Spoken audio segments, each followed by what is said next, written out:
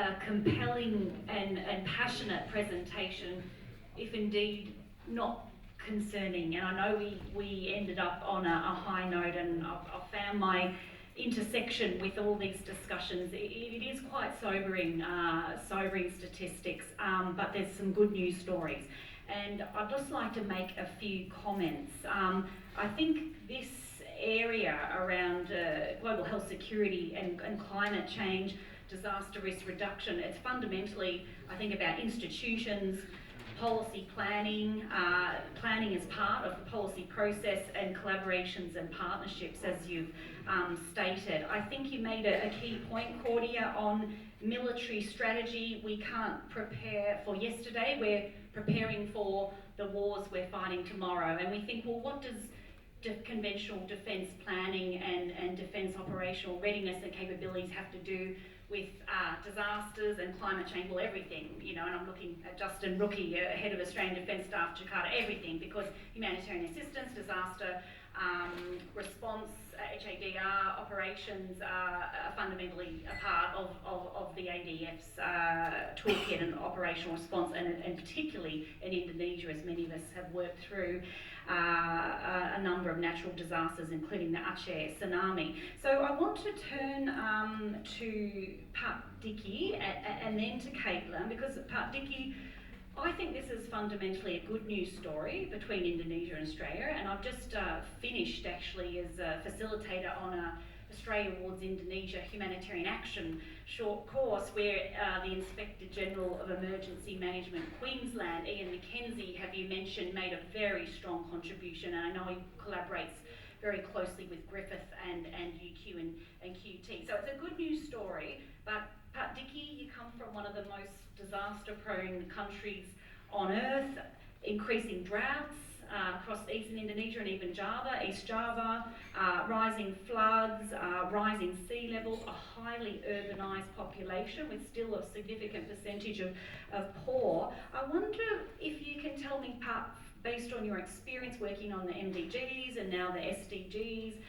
within the Indonesia Ministry of Health and with ASEAN and the Organisation of Islamic Cooperation, what you see are the priorities and what you see are new opportunities for partnership in the bilateral relationship in this area, because there is a lot going on already, isn't there? Thank you, Pat. Thank you. First of all, I would like to state that this is my statement received from me as a personal, so please separate from my background in government and etc. So, because Vivi also here, so she should know I'm speak as the PhD. And you know, since the beginning, I mean the discussion this morning, it is very right that the leadership will follow and influence our policy in the ministry. And you know, in era of SBA, foreign policy in global health is our main activity in Ministry of Health. So that's why Indonesia is very intense and very active in in developing also the post MDGs activity. So Indonesia become the co-chair for this one. And in terms of relation between Indonesia and Australia, there's up and down, and that's sadly speaking that the health relation is strong. I'm not sorry, not sad. That's the good things is it's a strong relation, but the sad things is the partnership is not in the common sense.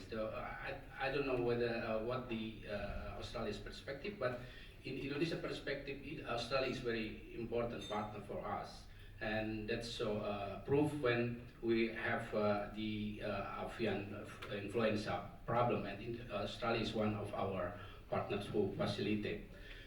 And this climate change is our war actually, so we should together again this war, because this is our common problem, and because our proximity, our geographical area, I mean both countries, not only because we are very close, but our geography actually close, but it's different. You know, Indonesia is in tropical, and uh, my friend from US say Indonesia is a big laboratory for disease. So that's why Namro, maybe some of you know, but Namro, because I'm the one who solved this Namro problem several years ago. So the technology is not the main the main solution for this disease to fight the disease, because when we discuss with the Namro, the vaccine can be fine maybe in 10 or 5 years, but then the disease still improve their, because they have ability to protect themselves. So the way to the what Professor Kodia already say about the One Health approach and the community participation, the collaboration, the partnership, it's very important, because the way we fight the disease is not only should rely on the technology. So we have to find a better strategy for this one. And one thing that I would like to also to raise, that Indonesia is the hotspot for emerging infectious disease. That's a hotspot. So we have maybe 1,000 maybe. So, but still there. So it's like already Professor Kodia said, it's about when. So, and again, due to our very close location, proximity, so it should become our common interest. So I would like also to say that it's not a good story, I mean the good news, because Trump administration reduced their support to Indonesia health program, including the our global health security agenda program. So in this kind, there's a great opportunity for Australia to fill this situation, because the problem is still there and will be increased. And as already we saw, the climate change also is there. So again, this is my first statement for this one. So many things that we will face in the future. So we need to collaborate and cooperation more stronger for this one. I think that's. Thanks, Pat Dickey. So there an opportunity, possibly what with reduced US funding for Australia to step in to that gap possibly, and of course the science and technology relationship between Australia and Indonesia has been considered, like the economic trade relationship, relatively underdone until the last few years, and I think there's a lot more potential there. I want to turn to Caitlin Byrne from Griffith Asia Institute. Caitlin has some perspectives on sub-national level cooperation, and indeed Griffith has recently concluded a partnership with Rahma Witula, who's the special climate change envoy to the President. So Caitlin, over to you. Thank you so much, Greta, and thank you very much to you and to Ian and to Rusi for actually putting this agenda item in your discussion, and for putting climate change, disasters and global health together, because there's a confluence of factors here and we do need to take them seriously, and we need to move from a vulnerability perspective to a risk management perspective across all of those areas. At Griffith Asia Institute, we're actually quite fortunate. We discovered I discovered a very long-standing relationship that our university had with Pak Rahmat Witula, who is the Indonesian President's Special Envoy for Climate Change. Used to be the Minister for the Environment in Indonesia, and he's been visiting Professor Claudia Chu, Professor Brendan Mackey, who is our climate change expert, and Peter Davey, who in environmental sustainability in the university for the past decade. And this is one of those examples where relationships can be leveraged to maximise a much bigger outcome. So we decided to work with Pak Rahmat to elevate the discussion between Australia and Indonesia on climate change and sustainable development. And I think one of the important factors when we're talking about climate change is that, and when we're talking with our Indonesian counterparts, that we don't forget there is a dual issue here around development. and advancing development for populations across the country. And the two must sit hand in hand, and one cannot compromise the other. Pak Rahmat's partner in life, Ibu Erna Witola, is also a former minister in the Indonesian government under Yudhoyono. She was a former special envoy for the Millennium Development Goals with a focus on Asia Pacific. So with that particular couple, we have a dynamic duo and an important relationship that at the Griffith Asia Institute we were able to elevate. And around that, convene a series of dialogues including all tiers of government, including interdisciplinary approaches, so our climate scientists, our economists, our public health scientists, those of us who work in diplomacy like me and in the humanities and in business, to actually start to tease out some of the issues at play. We'll be in Jakarta in August with a follow-up dialogue, and Dickie, I hope we'll see you there too. When we're talking with Indonesia, again, you know, we have to take a multi-sectoral, multi-tiered approach, and this isn't the responsibility of one ministry, it's the responsibility that goes right across ministries, whether it is the coordinating ministry for maritime affairs, the coordinating ministry for economic and legal affairs, the ministry for public health, the ministry for foreign affairs. So in fact it really is about bringing people together for a deep conversation on how we might collaborate, not just on one solution, but on many solutions. So some of the things we're talking about relate to adaptation on land and forestry practices, remembering that deforestation accounts for 80% of Indonesia's emissions at the moment, CO2 emissions. We're talking about resilience for small islands, in particular the small islands of eastern Indonesia, where their livelihoods, the livelihoods of people, are at risk. We're talking about socio-economic solutions. How do we facilitate and talk about carbon markets in Indonesia, for example? How do we raise awareness in small communities? How do we build on education practices and utilise our institutions?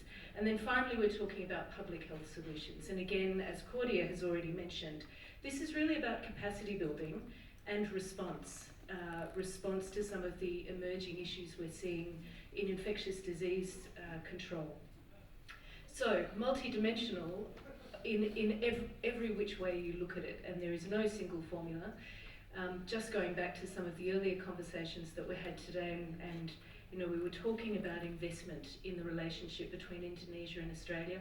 Well, here's an area that we can really invest in, where Australia has a value proposition and is recognised as having a value proposition, and where we already have good work and goodwill to leverage. We've also been talking about people-to-people aspects and the relationships. Once again, this is an area where there's a good story to tell, whether you are talking to defence forces, again, great relationships on the ground already because of disaster management activities, or you're talking to the diplomats, and Indonesia on the international stage is well regarded in this space, and everybody wants to get a spot in the Indonesian pavilion at the COP meetings, including the Australians. And when you're talking about civil society and institutions like universities, where we can play a much greater, much more coordinated and much more interdisciplinary role.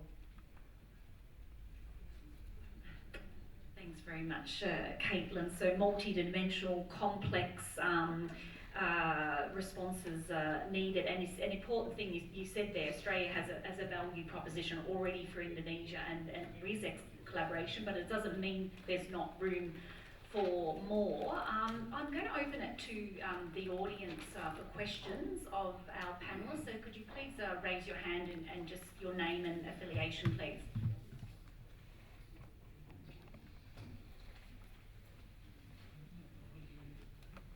The one at the back. You've got a microphone at the back. The Ross boy. I'll speak up. I'm sure everyone will be able to hear me. Just to get the ball rolling, I guess. Well, there's plenty of opportunities for collaboration. I'm wondering what the Indonesian perspective is of Australia as a major fossil fuel coal exporter. Are we going to be, in the years ahead, blamed for climate change? It's going to be a friction point in the future. be interested in the panel's views. Who would like to take that question? Start, Caitlin.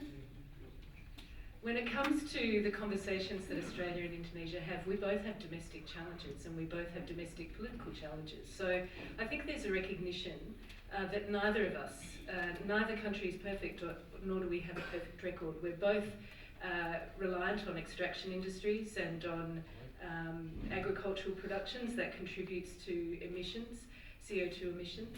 So I think we can come to the conversation in recognition of this, but hopefully that there is also a recognition of needing to transition our economies in different ways, and that perhaps we can learn from each other as we do that and focus, for example, in the knowledge industries, in innovation, in science and tech, where we might actually get some economic outcomes together as well. So it's a slightly different conversation perhaps than the conversation we might be having in the South Pacific, where that is a point of real contention.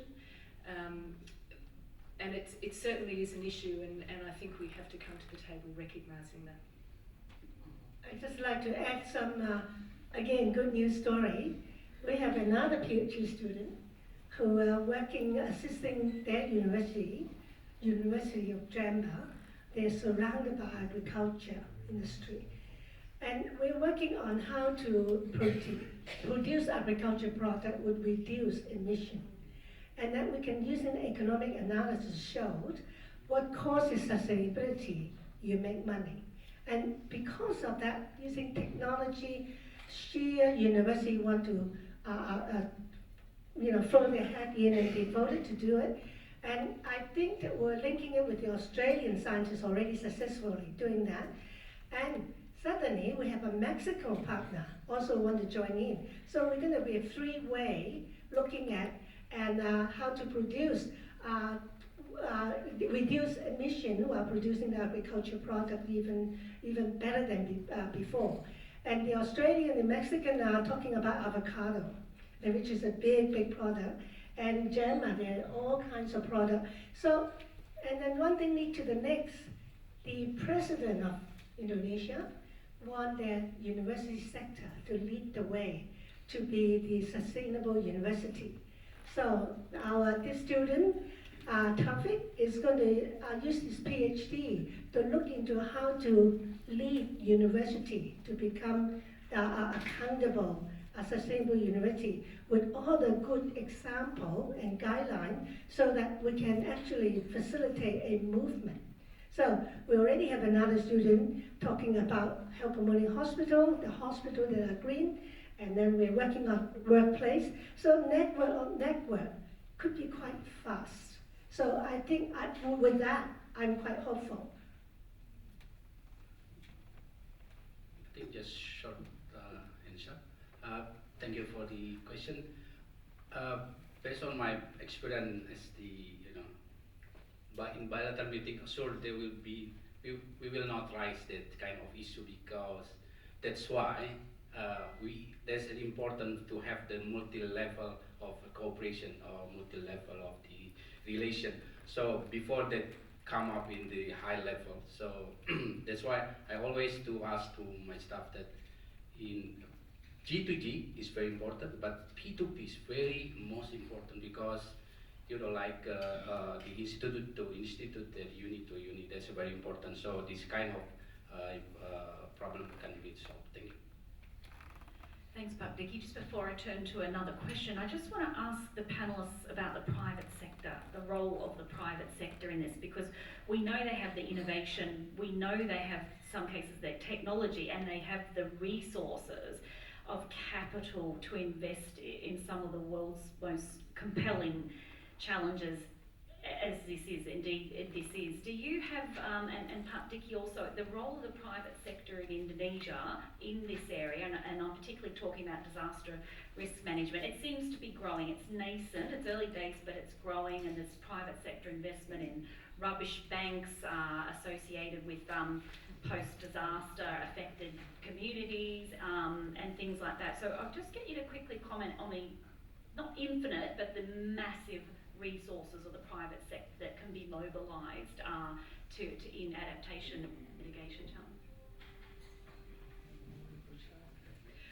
I think we've, certainly in our own experience, I have felt we haven't leveraged, or we haven't included business sufficiently at the table.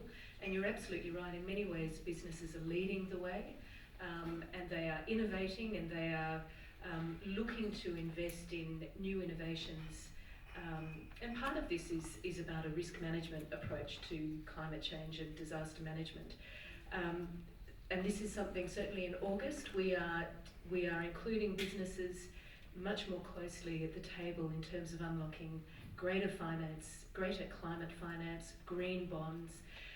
Some of the barriers that we're seeing are not necessarily barriers that relate to climate change per se.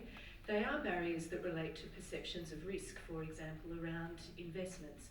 And so in some ways it's really about getting through and understanding where we're seeing barriers for investment and bringing business much more closely into the conversation so we can work some of those things through. Yes, with risk, there are always opportunity. I think our private sector, if they're innovative, they should be investing in a lot of the latest technology that are eco-friendly, that would make them a lot of money. There's plenty of opportunity now. And we are really looking at marrying technology, private sector, particularly agriculture area. There are lots of projects I can see already bubbling. So private sector will be very much in tune with where the economic advantage would be, and that particularly if they're benefiting the earth as well. I just wish that our political scene is as upbeat and wanting to be assertive, wanting to do something good and make money at the same time. There's a very good, very good case in Indonesia under the Dewan Ketahanan Nasional, which is the National Security Council, which is I was there. The former the former head of this board has a very good idea about how to involve the private sector and also the like Muhammadiyah and also the Nahdlatul Ulama in fighting this climate change and also pollution and also the issue regarding the health issue. Because I was there, I influenced him. Then maybe one of you have already heard about the Kali Ciliwung. That's the project which is actually run and initiated by this Dewan Ketahanan Nasional, which is military based. So President Jokowi saw that military structure is more efficient and effective. So that's why he used this to deal with the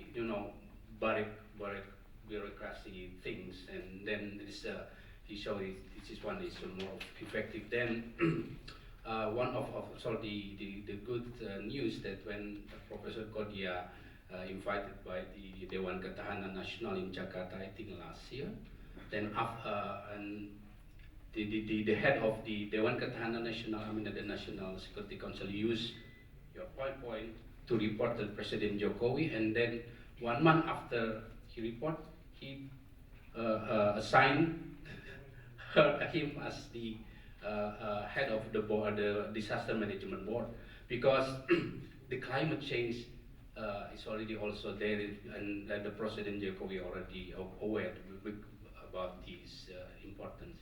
And back to the private and NGO sectors, it's a rise, but there's one problem in Indonesia that about the translational research, because we need this research to become real and to be used in the field, and we still not have this kind of, the way to translate the research base from university or maybe from others to become in implementation field. So that's the one of our problems there. So Dickie, just to clarify that Kali Ciliwung, which is the Ciliwung River in Jakarta, that was TNI, Indonesian military, mobilised in the clean-up operation with there. And it is certainly an interesting development in Indonesia. You'll see with the faith-based organisations, Nahdlatul Ulama, Muhammadiyah,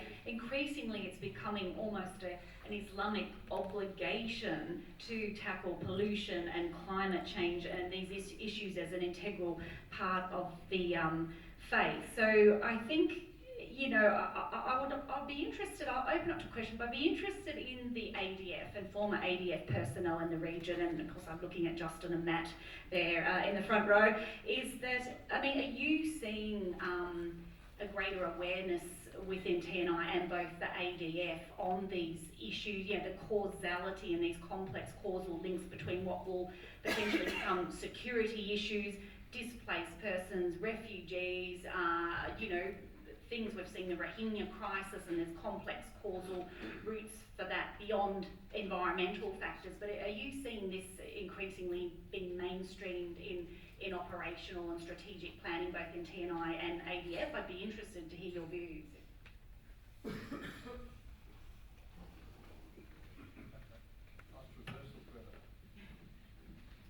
Thanks very much, Greta. I'm Brigadier Justin Rookie, the Defence Attaché up in Jakarta. I'm very honoured to be invited by Rusi and the team to be here today. In short, to answer your question, yes. If there's an operation that both the ADF and TNI will be involved in the near term, it will be to respond to natural disasters. That's a fact. When you strip away everything else that we prepare for, and we have a myriad of examples if we look back over the last decade plus, and you mentioned the tsunami in Aceh, but Indonesia was struck 3 times last year, the Lombok earthquake in Palu in central Sulawesi, and also the earthquake just in the sort of straits off Banten. What do we have to do as a result of it? We have a humanitarian assistance disaster relief thematic. We've just had our Indo-Pacific Endeavour visit Indonesia in late May, and that theme drove, I think, to a large degree, how we, as bilateral partners in the region, need to cooperate more in the HADR space, because the fact that we're going to have to work together. So I think we've acknowledged that, and very much looking forward from an operations perspective. We exercise routinely, we share information, we encourage partnership, and we look to strengthen the bilateral relationship through those areas. Thanks. Very much, Justin. Sorry for putting you on the spot. 7th Brigade? Yeah, I'd like to hear from you. Thank you. Sure. So Andrew Hocking's my name. I'm from 7th Brigade. In fact, many people in this room were involved in some planning at the end of last year in relation to the Palu tsunami. Palu tsunami. And exactly as Justin said, it's very much in our conscience, our operational practice. But I guess in terms of what the military's role is in framing the more strategic whole of government conversation about prevention, there are some boundaries to that, I guess, and some of them are political, as we sort of represent those organisations. So I guess I'd add that to the conversation. One of the questions that I've got for the panel is, there's no doubt from this presentation that there's mutual interest in terms of climate change, definitely bilateral opportunity to work together. But my brigade's got relationships, direct habitual relationships with Fiji, Solomon Islands, Vanuatu, and a range of other smaller island nations in this tropical archipelago, which is particularly vulnerable. And for many of those countries, this topic is existential in nature. And I guess my question is, does Indonesia have an outlook to be a regional leader in relation to this? I think there's opportunities for definitely bilateral partnership with Australia, but we're talking more broadly here in the Southwest Pacific, Southeast Asia region. Or is it more sort of inward looking in terms of how it impacts on Indonesia?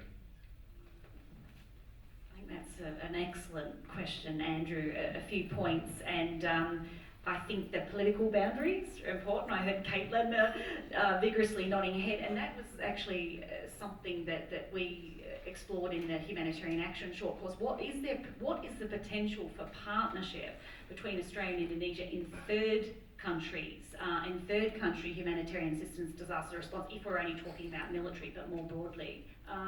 Vicky? So if we talk about the Indonesian role, actually, again, it's our bureaucracy structure always follow our president let's say policy. Then, as I think very clear stated this morning that President Jokowi foreign policy is not really as strong as SPA, because I was there in the SPA office. So foreign policy in global health for SPA is one of his priorities. So I don't know, he's in his second term now, but it seems that what Indonesia will do is focus on the domestic and at the Asian as the regional forum, and ASEAN is still become our our main base for the strengthening and supporting each other. But I cannot speak for the with the Asia Pacific in this kind of issue. But if in his second term Jokowi change and become more aware about this climate change and etc. Probably I will do some input to him, but it seems he can also follow the SPA strategy, which is he become active in the foreign policy in global health forum, which is also because the competency is there. I mean, in Indonesia, we already show that we can be a leader in the OIC. Maybe one of the aware about the one of the resolution for the sharing benefit for the virus sharing is the Indonesian initiative, and also the post MDGs. Also, Indonesia very active to support this sustainability development. So again, it depends of the President Jokowi, but the competency is there, and also the problem is there. So that's my comment. I'm mindful of time to my left there, so Caitlin, Ford, if you, I just have some final remarks. Okay. Thank you, and great question. Thank you very much. It's funny when you mentioned the political kinds of issues that we're facing, both of us.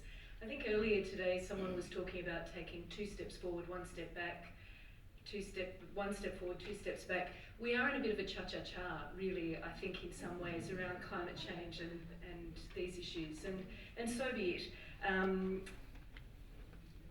Our dream would be, from a Griffith perspective, in the work that we're doing, that we're able somehow to hook into a regional solution or a regional conversation. We've done excellent work in the South Pacific on small island adaptation. We know small islands are foremost, right front and centre, facing the impacts of climate change, and we need to be doing some more work.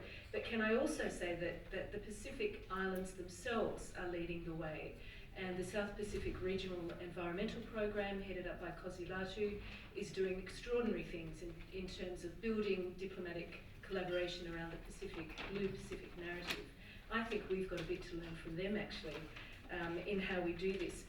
But another area where I think we can build regional collaborations is at that sub-national level, talking with civil societies, provincial governments, cities, and also with our Indigenous peoples, and somehow integrating ideas of traditional wisdom, local knowledge into our contemporary solutions and our contemporary discussions around climate change offers us a really good platform for regional collaboration. Well, I'm actually a question to you. Actually, last night I was sitting next to Peter, your president, Ruthie, and I mentioned that I was so impressed with the military's role during the disaster, how they help out. And I'm very impressed. I come from, I visit many countries, and I come from Hong Kong, but I know China, Taiwan, and you know. Military hold in very high regard here because of helping role, and that's what Peter said. One of the major roles for military is really the helping role. The help like in fighting global security, fighting disaster, and all this, but it shows a very, very good role. Now, I do like to ask is that, in view of the future, you continue to assume a very important leading role to help the community. How will you prepare your helping role to be able to be future-proofing? How are you going to be bringing future into your planning for the future so you can be even more useful, more influential? And how do you influence, using your being respected, to influence community and your political leader to be part of this very important family to face the future?